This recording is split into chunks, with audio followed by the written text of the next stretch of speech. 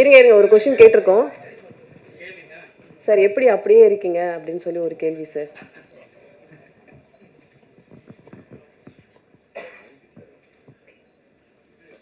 நீங்களும் அப்படியே தான் இருக்கீங்க. உங்களை மாதிரி நானும் உணவு பழக்கம் கண்ட்ரோலாக இருக்குது. பாலா சார், உங்களுடைய படங்கள்லாம் கிளைமேக்ஸ் வந்து முதல் படத்துலேருந்து இப்போ வரைக்கும் ஒரு வன்முறை, ஒரு வன்மம் இல்லைன்னா ரொம்ப ரத்தம், ரொம்ப இயல்பில் நடக்காததாக இருக்க மாதிரி இருக்க. இந்த கோபம் யார்கிட்டேருந்து வந்தது? ஏன்னா பாலுமேந்திரா சார்ட்ட இருந்தீங்க, சார்ட்ட வந்து அந்த மாதிரி பழக்கமே கிடையாது. இது எங்கேருந்து கற்றுக்கிட்டீங்க? இது கற்றுக்கிட்டு வர்றதில்ல, அது தவறான பதிலாக கூட இருக்கலாம். அது ரத்தத்தில் இருக்குது சார். இந்த படத்துடைய ஓப்பனிங் ஆச்சு, ஹீரோ இன்ட்ரடக்ஷன் பண்ணும்போது ஒரு கையில் விநாயகர், ஒரு கையில் பெரியார் இருப்பார். அதை பற்றி சொல்லுங்கள் சார். அது அந்த படத்தோட கிளைமேக்ஸ்க்கான ஒரு குறியீடு தான். கிளைமேக்ஸில் தங்கை இறந்ததுக்கப்புறம் படைத்தவனும் இங்கே கைவிரித்தானேன்னு முடியும். ஸோ ஆரம்பத்தில் என்ன அதுக்கும் இதுக்கும் லிங்க் பண்ணுறதுக்காக ஒரு சின்ன குறியீட்டுக்காக அது வச்சுருந்தது. பாலாண்ணா, பொதுவாக வந்து நம்ம தமிழ் சினிமாக்களில் வந்து கன்னியாகுமரி மாவட்டத்தில் போயிட்டு ஏதாவது ஒரு சாங்காவது எடுத்துகிட்டு வந்துடுவாங்க. ஆனால் ரொம்ப நாள் ஆச்சு இப்போது அந்த பக்கம் போய். ஆனால் நீங்கள் முழு படமும் கன்னியாகுமரி மாவட்டத்தில், அதுவும் கன்னியாகுமரியை சுற்றி அந்த களம் எப்படி அந்த தேர்ந்தெடுத்தீங்க? அதுக்கு ஏதாவது ஸ்பெசிஃபிக் ரீசன் ஏதாவது இருக்கா? இல்லை, இது வரைக்கும் கன்னியாகுமரின்னு சொல்லி முன்னாடி பழைய படம் ஒன்று வந்திருக்கு. அதுவும் மலையாள படம் ஒன்று நினைக்கிறேன். அதுக்கப்புறம் எதுவுமே எடுக்கப்படல. ஸோ மற்ற களங்கள்லாம் எடுத்துட்டாங்க. நிறைய திருநெல்வேலி, மதுரை, கோயம்புத்தூர் அது எல்லாமே எடுத்துட்டாங்க. சென்னைலாம் எல்லாமே முடிஞ்சிருச்சு. அது ஒன்று மாத்திரம் பாக்கி இருக்கே, அந்த அந்த கதைக்களத்தை எடுத்துக்கிறோமேன்ற ஒரு விருப்பம்தான். ஓகே. அண்ட் சுரேஷ் காமாஜி பிரதருக்கு ஒரு கேள்வி. பிரதர், இது வந்து ஒரு ஆத்தென்டிக்கான இது விஷயம் கிடையாது.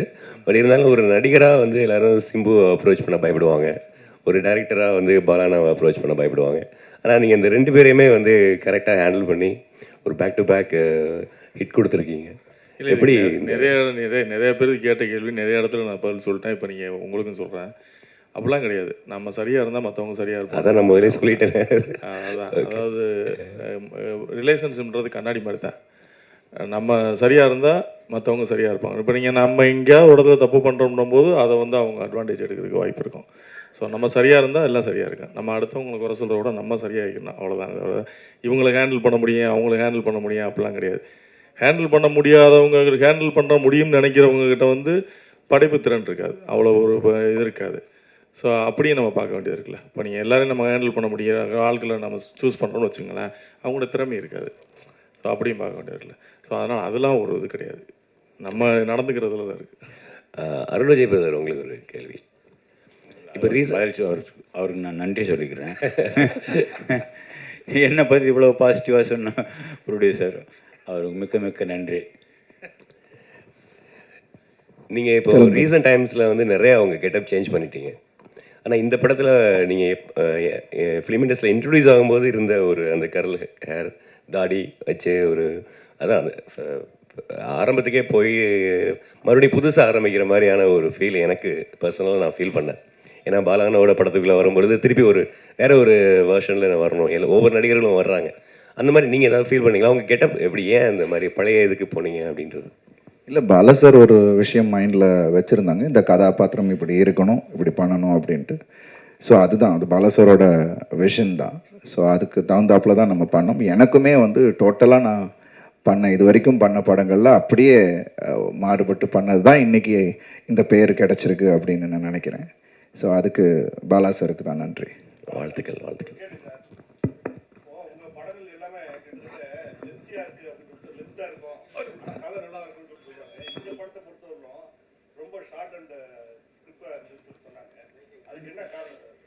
ரெண்டு மணி நேரம் 5 நிமிஷம் இருக்காது. எல்லாமே 2.25 தான் இருக்கும். இது வந்து கதை சொல்லப்பட்ட விதம், குறிப்பாக செகண்ட் ஹாஃப், அது கொஞ்சம் ஃபாஸ்ட்டாக போகும்னா அப்படி காட்சியில் அடுத்தடுத்து அப்படி அமைஞ்சதுனால அது உங்களுக்கு வந்து ரொம்ப சின்ன படம் மாதிரி தெரியுது. ஆமாம், அது ஃபாஸ்ட்டாக போகிறதுனால அது உங்களுக்கு தெரியல. சார் இங்கே சார் சார் வாழ்த்துக்கள் முதல்ல படத்துக்கு. இந்த ஸ்டோரி வந்து ரியல் இன்ஸ்பிரேஷனா சார்? ஏதாவது நீங்கள் பார்த்ததா இல்லை பேப்பரில் மாதிரி வந்து தகவல் அடிப்படையிலையா? அப்புறம் பர்டிகுலராக ஹீரோவுக்கு அந்த மாதிரி டெஃபண்ட் அப்பா வச்சதுக்கான காரணம் என்ன சார்? அந்த இன்சிடெண்ட் வந்து ரியலாக நடந்தது. ஆனால் சென்னையில் தான். ஆனால் நான் அந்த ஸ்கூல் பேர் சொல்ல முடியாது. அந்த பிளைண்ட் ஸ்கூல், ஒரு பிளைண்ட் ஸ்கூலில். ஒரு அடுத்து என்ன கேட்டீங்க? ஏன் பேச வைக்காத ஒரு ரோல் கொடுத்துருக்கீங்க? அவருக்கு வந்து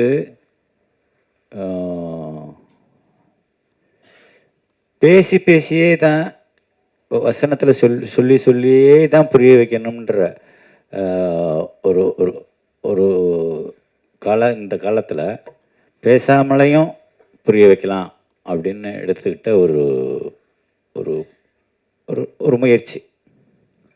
பல சார்.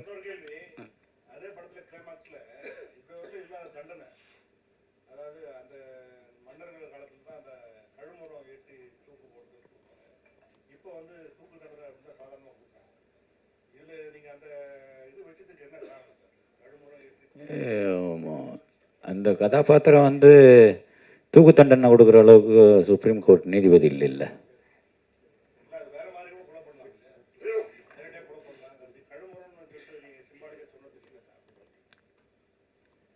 அது அந்த காலத்தில் நடந்திருக்கு இல்லையா? அந்த இடத்துல அது நடந்துருச்சு, அப்படிதான் எடுத்துக்கணுமே தவிர அதுக்கு ஒரு காரணம் என்ன அப்படின்றது நம்ம தேட வேண்டியதில்லை. பாலா சார், உங்கள் படங்களில் பழைய படங்கள் பார்த்தாலும் இந்த படம் தான் பார்த்தாலும் ஒரு கிறிஸ்டியானிட்டியை வந்து கிண்டல் பண்ணுவீங்களா, விமர்சனிக்கிங்களா, இல்லை வேறு பண்ணுவீங்களா தெரியல. ஒன்று, அப்புறம் நடிகர் திலகம் சிவாஜி கணேசன் இந்த பட கேரக்டரும் சரி, அவனி வன்லியும் ஒரு நடிக்கிற மாதிரி வரும்.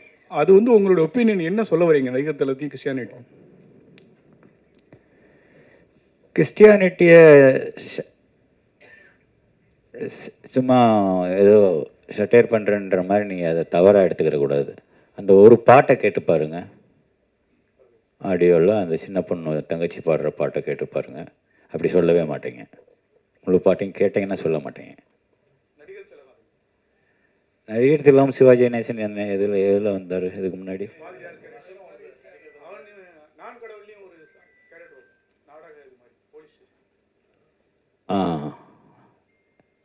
இல்லை, ஒருவேளை அவரை எனக்கு ரொம்ப பிடிக்கும்ன்றதுனால அவரை கொண்டு வரணும் என்னமோ தெரில. டைரக்டர் சார் வந்து கடுமையான தண்டனைகள் வேணும், இங்கே தான் கடுமையான தண்டனைகள் வேணும் அப்படின்னு நினைக்கிறீங்களா? ஏன்னா அரபு கண்ட்ரியில் இந்த மாதிரி தண்டனை இருக்குது, அது மாதிரி இந்த படத்தில் சொல்லியிருக்கீங்களே. இதை விட கடுமையான தண்டனை கொடுக்கணும் அப்படிங்கிறது தான் என்னோட ஆசை.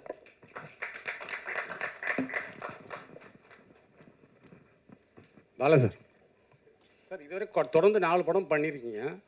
பட் எல்லா கதைக்களமும் கேரக்டர் பார்த்தீங்கன்னா ஒரே மாதிரி தெரியுதுன்னு ஒரு ஃபீலிங் இருக்குது. நீங்கள் வந்து ஸ்ட்ரெயிட்டிஸான பாலாவை நாங்கள் எப்போ பார்க்குறது? ஸ்ட்ரெயிட்டிஸான பாலா சாரா எப்போ பார்க்குறது? என்ன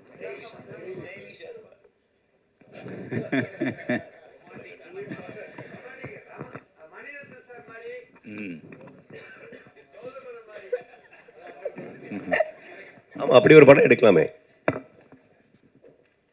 ஒரு கதை இருந்தால் கொடுங்க, எடுப்போம். பாலாண்ணா,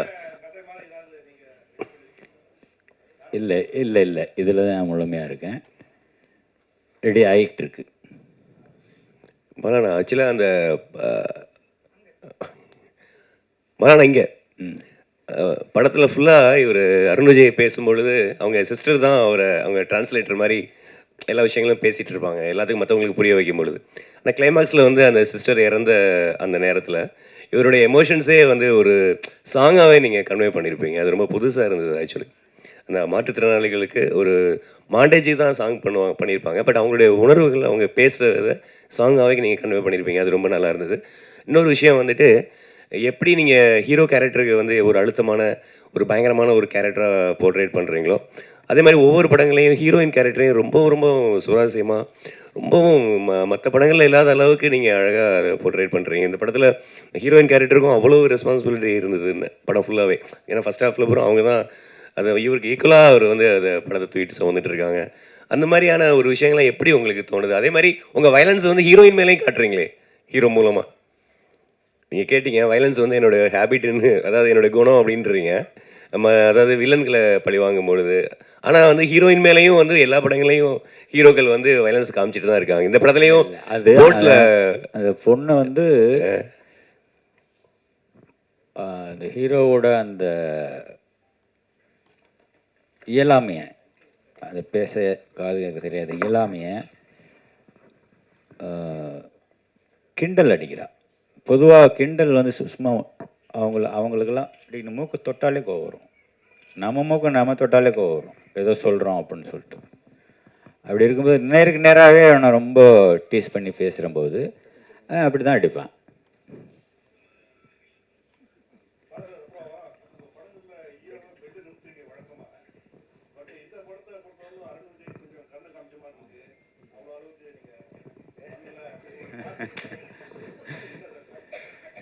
இல்லை இல்லை, அது தனிப்பட்ட கருணையெல்லாம் ஒன்றும் கிடையாது. மற்ற ஹீரோஸ்க்கு கொஞ்சம் விட கொஞ்சம் ஸ்ட்ராங் பர்சனாலிட்டி இல்லையா அருண். ஸோ அதனால் என்னால் ஈஸியாக வேலை வாங்க முடிஞ்சது. அதனால் அது உங்களுக்கு கம்மியாக இருக்கிற மாதிரி தெரியுது. இன்னும் நிஜமாக எடுத்தோம்னா அது இன்னும் ஓவர் வயலன்ஸ் ஆகிடும். ஏன்னா இன்னும் பேலன்ஸ் இருக்குல்ல, இன்ட்ரோல் பிளாக் இருக்குது, கிளைமேக்ஸ் இருக்குது. அதுக்கு முன்னாடியே மற்ற அடியெல்லாம் போட்டோம்னா அது கிடைக்காது நமக்கு. பாலா சார், தமிழ் சினிமாவில் 1000 கோடிங்கிறது வந்து ஒரு பெரிய விஷயமா இருக்குது. ஹிந்தி வந்துட்டு, தெலுங்கு வந்துட்டு, மற்ற லாங்குவேஜ் வந்துட்டு, ஒரு முக்கியமான இயக்குனராக ஏன் தமிழ் சினிமா அந்த 1000 கோடி வந்து வரமாட்டுக்கு என்ன காரணம்னு நினைக்கிறீங்க? இந்த வியாபார நுணுக்கத்துல எல்லாம் எனக்கு அவ்வளோ ஞானம் இல்லை. அப்புறம் ஒரு சொல்லணும், நானாசன் கேட்காமே சொல்லணும். லாஜிக் மிஸ்டேக்குன்னு சொல்லிட்டு யாரோ ஒருத்தர் வந்து விமர்சனம் பண்ணியிருந்தார்.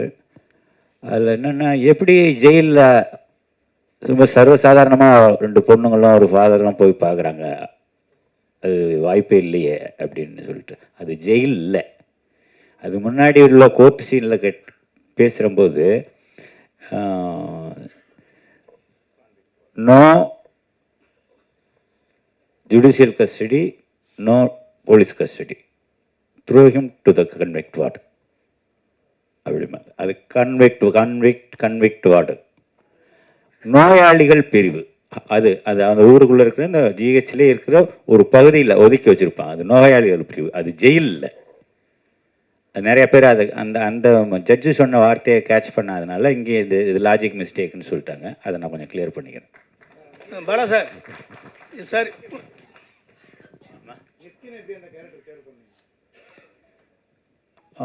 மிஸ்கின் எனக்கு இந்த ஓனாயும் மாட்டுக்குட்டியிலேருந்தே எனக்கு அந்த அந்த இதில் பரியல் கிரவுண்டில் ஒரு மெழுகு மத்திரம் ஏற்றி வச்சுட்டு பேசுகிற ஒரு லெங்க்தி ஷாட்டு, ஒரே ஷாட்டில் ஒரே டேக், அப்போ இருந்தே நான் ரொம்ப கூட சேர்ந்து படம் பண்ணிடணும் அப்படின்னு எனக்கு ரொம்ப ஆர்வமாக இருந்தேன். அது இந்த படத்தில் நிறைவேறிருக்கு. பாலா சார், இப்போ அருண் வந்து இந்த படத்தில் சிரமப்பட்டு நடித்து படம் சக்ஸஸ் ஆகிருக்கு, பேசப்பட்டிருக்கு. இதே நிலையில் வந்து சூர்யா நடிச்சிருந்தா இன்னும் எதிர்பார்ப்புகள் உங்களுக்கு கூடி இருக்கும்னு நினைக்கிறீங்களா? அந்த படம் பெரிய ஹிட் ஆகிருக்கும்னு நினைக்கிறீங்களா?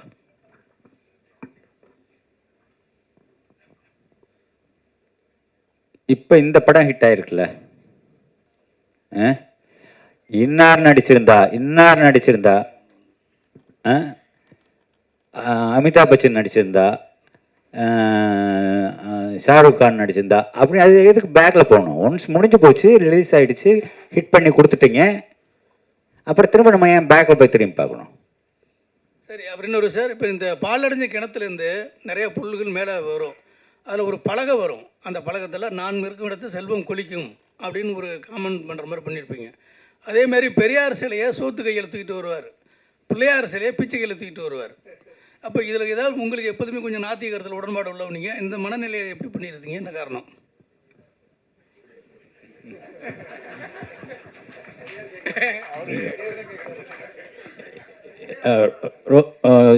சோத்து கை நொட்டாங்கைன்னு சொல்லி ரொம்ப திங்க் பண்ண வேண்டாம்.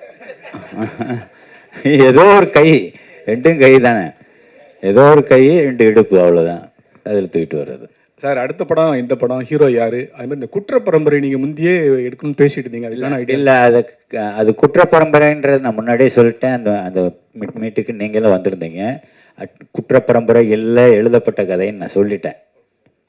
இப்போ திரும்ப அந்த குற்ற பரம்பரையை பற்றி இப்போ பேசி பிரயோஜனம் இல்லை, அதை எடுக்க போகிறதும் இல்லை. அடுத்த படம் சார், அடுத்த படம் என்ன படம், யார் ஹீரோ? இன்னும் எதுவும் முடிவாகலை.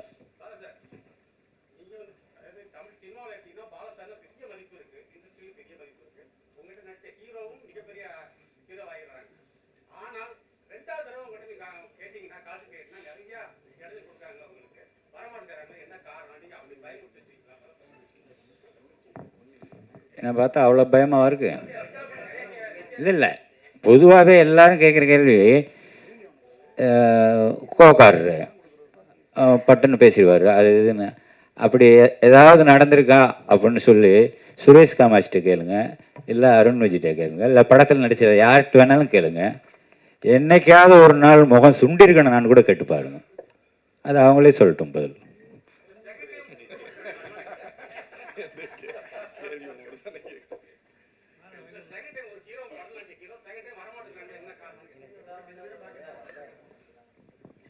வந்தாங்களே, வராமல் ஏன் இருக்கிறாங்க? நமக்கு வந்து வெரைட்டி, வேறு வேறு ஆர்டிஸ்ட் கூட ஒர்க் பண்ணால் வேறு வேறு எக்ஸ்பீரியன்ஸ் கிடைக்கும்ல. ஆர்யா பண்ணியிருக்கிறாரு, சூர்யா பண்ணியிருக்கிறாரு. நீங்கள் எங்கேயும் எங்கே போனால் ரொம்ப வருஷத்துக்கு பின்னாடி இருக்கீங்களே.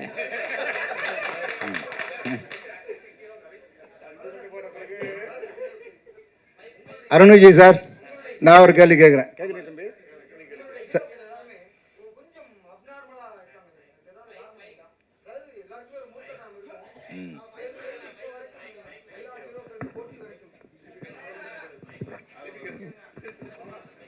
பாலா சார், உங்களுடைய எல்லா படங்களையுமே கேரக்டர் பேசப்பட்டிருக்கு. பர்டிகுலர் அந்த ஹீரோக்கு வந்து ஒரு ஸ்பெஷல் பவர் மாதிரி, அதாவது ஒரு முற்கடத்தனத்தோடு இருக்காங்களே, அதுக்கான காரணம் என்ன? இல்லை சமூகத்தினுடைய இது மாதிரி இருக்கிற ஆட்களை நம்ம கொண்டு வரணும்? இல்லை, அதர்வா நடித்த பரதேசியில் வந்து ரொம்ப அப்பாவே தானே வர்றான். எல்லா கேரக்டரும் அப்படி இருக்கிறது இல்லையே. அதில் கூட பார்த்தீங்கன்னா ஒரு அகோரி மாதிரி அதர்வா நடிச்சது நான் சொல்றேன் பரதேசி. நன்றி சார், நன்றி சார். பொங்கலுக்கு வெளிவந்த படத்துல விஷாலோட படமும் பயங்கரமா ஹிட் ஆயிருக்கு. ஸோ விஷாலுக்கு ஏதாவது மெசேஜ் சொல்றீங்களா? வாழ்த்துக்கள் சார். பாலா சார், உங்கள் படத்தில் கிட்டத்தட்ட நான் கடவுள் படத்துலையும் சரி, இந்த படத்துலையும் சரி, மாற்றுத்திறனாளிகளுக்கு கொஞ்சம் முக்கியத்துவம் அதிகம் கொடுத்துருக்கீங்க. அதுக்கு ஏதாவது காரணம் இருக்கா சார்? அவங்களோட உலகத்தை காமிக்கணும்ல. சும்மா பார்த்துட்டு விலை கண்ணை மூடிக்கிட்டு ஐயோ என்ன அப்படி இருக்காங்க, ரொம்ப அழுகாக இருக்காங்க அப்படின்னு நம்ம பார்த்துட்டு ஒதுங்கி போகக்கூடாது. அவங்களோட உலகத்தை காமிக்கணும். அவங்களுக்குள்ள நம்ம வாழ்கிறாங்க, நமக்குள்ளே தானே அவங்களும் வாழ்கிறாங்க, நம்மளை நம்பி தானே அவங்களும் வாழ்கிறாங்க. ஸோ அது காமிக்க வேண்டியது நம்மளோட கடமை தானே. சார், விஷாலுக்கு உடம்பு சரியில்லை அப்படின்னு சொல்லி யூடியூப்லாம் ரொம்ப இது வரும்போது நிறைய பேர் வந்து உங்களை குற்றம் சாட்டினாங்க. நீங்கள் இந்த அவனிவனில் அந்த கண் இது பண்ணனால தான் இவ்வளோ பிரச்சனைக்கு காரணம். பாலா சார் தொடங்கி வச்சது தான் அவர் இந்த அளவுக்கு உடல்நிலைக்கு எடுத்துருக்குன்னு. அதுக்கு என்ன பதில் சொல்லுவாங்க? இது நான் என்ன பதில் சொல்கிறது? டாக்டர் சர்டிஃபிகேட் என்ன வாங்கி கொடுக்கலாம். அது எப்படி கண்ணை யாரோ என்கிட்ட சொன்னாங்கப்பா, நான் பார்க்கல, கண்ணை வச்சு பிடிச்சி தச்சிட்டேன் அப்படின்னு. அது எப்படியா கண்ணை பிடிச்சி தைக்க முடியும்? இதெல்லாம் வந்து அவங்களுக்கு தோன்றதா பேசுகிறாங்க, அதெல்லாம் நம்ம கண்டுக்கிற வேண்டியதில்லை.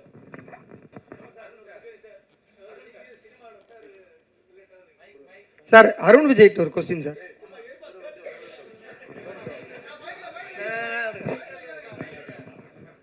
சார், இப்போ நீங்கள் சினிமாவில் ரொம்ப நாளாக இருக்கீங்க, முற்போக்கான சிந்தனையும் உள்ளவர். அதேமாரி சீமானும் சினிமாலாம் இருக்கார், அவரும் ஒரு முற்போக்கான சிந்தனையாளர். இப்போ சமீப காலமாக பெரியாரை பற்றி ஒரு அவதூறு கருத்து பரப்பிட்டு நிறைய இடத்துல ஒரு பரபரப்பாக கருத்தில் போயிட்டுருக்கு. அதுக்கு உங்களுடைய கருத்து என்ன, அப்படின்னா என்ன நினைக்கிறீங்க அதை பற்றி? பேசுனது சரியா? அவர் என்ன சொன்னாருன்னு இப்போ வரைக்கும் எனக்கு தெரியாது. நேற்று நைட்டு கூட அவர்கிட்ட பேசுகிறம்போது கூட அது என்னென்ன சொன்னீங்கன்னு நானும் கேட்கல. அவரும் அதை பற்றி எதுவுமே என்கிட்ட அப்படி அந்த அரசியல் பேச மாட்டார். என்கிட்ட பேசும்போது தம்பிங்கிற உறவு மட்டும்தானே தவிர அரசியல் எனக்கும் அவருக்கும் எந்த விதமான தொடர்பு இல்லை. சார் நீங்கள் எல்லாருமே பாலுமகேந்திரா சாரோட சிஷ்யர்கள் எல்லாருமே நல்ல நிலைமையில் இருக்கீங்க. நீங்கள் சீமான் சார், ராம் சார், வெற்றிமாறன், சுகா குரூப். உங்கள் குருநாதர் பேரில் சென்னையில் ஒரு நினைவு சின்னம், ஒரு சிலை, ஒரு தெரு, ஒரு விருது எதுவுமே கிடையாது. சிஷ்யர்கள் நல்ல நிலைமையில் இருக்கும்போது ஏன் குருநாதர் மறந்தீங்க?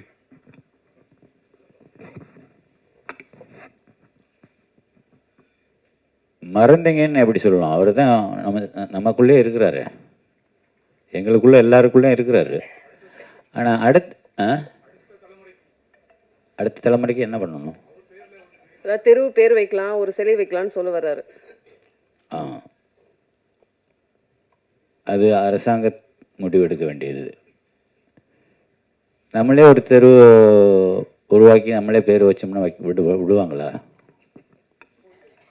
அதனால முறைப்படி தான் செய்யணும். சார் அருண் விஜய்கிட்ட ஒரு கேள்வி.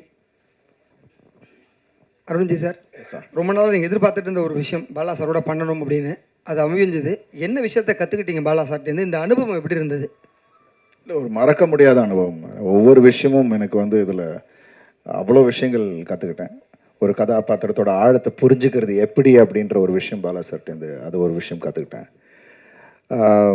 அதான் எனக்குள்ளே இருக்கிறத இது என்னால் பண்ண முடியும் அப்படின்னு என் மேலே எனக்கு நம்பிக்கை கொடுத்தது Bala sir. So I think அதுக்கு நான் ரொம்ப நன்றிகள் பாலா சாருக்கு இந்த நேரத்தில். ஸோ எவ்ரிதிங் இன்னைக்கு எல்லாரும் அப்லாட் பண்ணுறாங்க, எல்லாருமே சொல்கிறாங்கன்னா அது பாலா சார் எனக்குள்ளே இருக்குது அப்படின்னு சொல்லிட்டு அதை வெளியில் கொண்டு வந்தார். So thank you so much Bala sir. உங்கள் கேள்விகளுக்கு நன்றி. பொங்கல் படமாக வந்த வணங்கான் படம் மிகப்பெரிய வெற்றியாக்கிய ஊடகத்தையும் கொண்டு போய் சேர்த்த மக்களுக்கும் படக்குழுவினர் சார்பில் நன்றி. மீண்டும் சந்திப்போம்.